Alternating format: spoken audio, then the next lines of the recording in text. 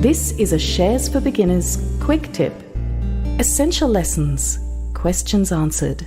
Mike Tyson says that every boxer has a plan until they get punched in the face, and everyone is a long-term investor until they get punched in the face. Enrique Abeyta is the editor of Empire Elite Trader, a weekly investment newsletter.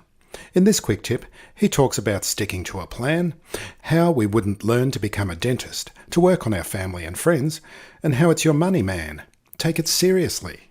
I think there's just some very simple rules that investors need to follow. And I'm going to start with one that's not so much a rule, but it's a way to think about it, which is, what's your goal in investing?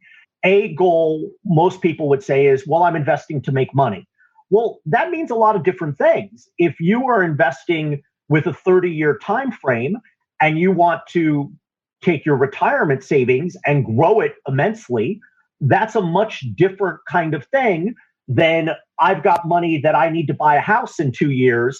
I want to grow that money a little. The other thing is, the reality is that people don't just invest themselves for money making. If they did, they would make much more rational decisions. People enjoy investing.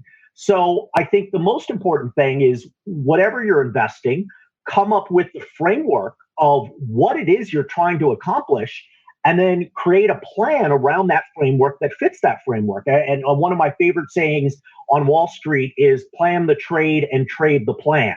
It doesn't have to be a trade. It could just be plan your strategy and execute your strategy. But it works better when you say, plan the trade and trade the plan. So presumably you got different goals. I mean, if you might be just wanting to get a deposit for a house, for example, that's a completely different plan, a completely different time frame than if you, like you say, you're planning for your retirement. No, exactly right. And like another thing that I say to people, and I'll bring in another concept here, either trade a lot or don't trade at all.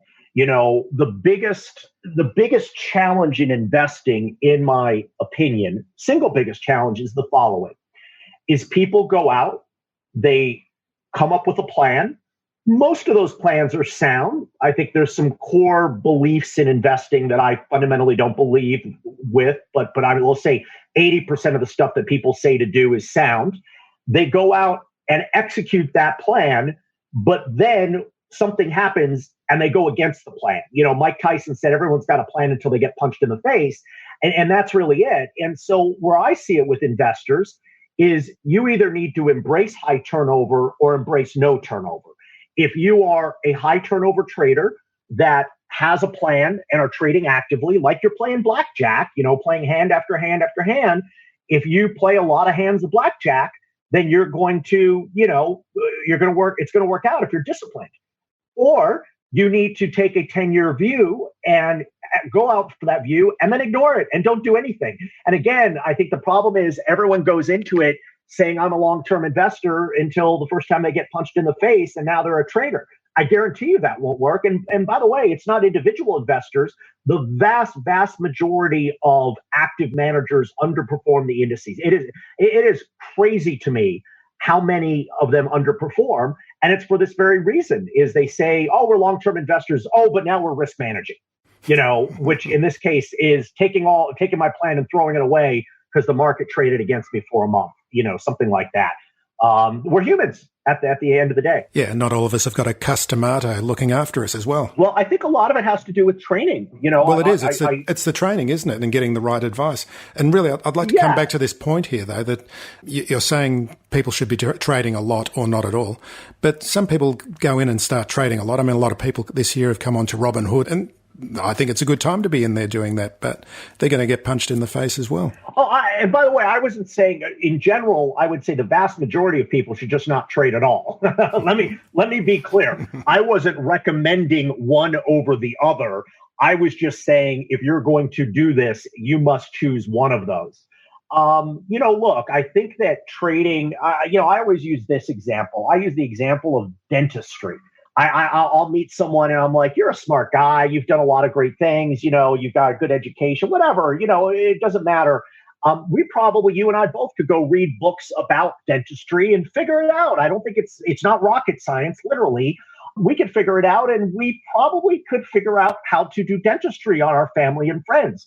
Yet we don't do that, right? What we do is we rely on people who have decades of experience. Yet when it comes to investing, this is crazy to me. You'll have professionals that have spent 20 years. I've seen this over and over. You'll have someone who, doctors will go. And if you went to a successful doctor who's got a big practice, made lots of money, and you say, Dr. Johnson, I want to form a medical practice. I want to partner with you. He will grill you to 20 ways to Sunday. He'll be like, what's your compensation structure? How are you doing your insurance? Blah, blah, blah. You call Dr. Johnson up and say, hey, I got this stock. It's Chinese internet. If every person in China bought one of these, the thing's a $1 billion company. He goes, how many shares? Right? It's because it lacks the friction.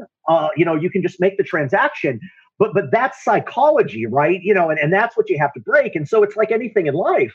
And it's your money, man. Like, take it seriously. But people don't, because when I can go in and I'm going to go on a little tirade about something else, which is about dopamine and, human psychology. Ultimately, we're driven so much by chemical reactions. And the reality is, when I buy a stock and it goes up 10%, I get a little hit. It's like I just did a shot. It's like I just saw something sexy. It's like I just took a toke of a cigarette or did a little bit of a drug. That's awesome. And then I want to do it again, and I want to do it again and again. And that's what gets in the way of the plan.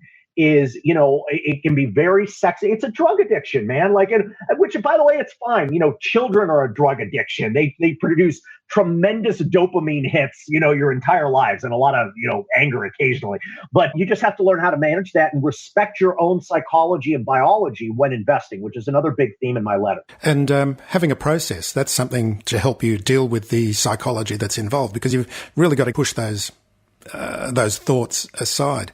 One of the guests I've got coming up on the podcast is a sports psychologist, and his mantra is lather, rinse, repeat. And you see that with great sports people as they get on the field and into their field of endeavour. They just do the same thing over and over again. They're not thinking about anything else except the process. Well, I think it's those two. If I were to boil it down, it is those two: is have a plan, a well thought out plan, and then control your psychology, which, by the way, is why I'm saying not trading at all is a much easier way to control your psychology than trading a lot.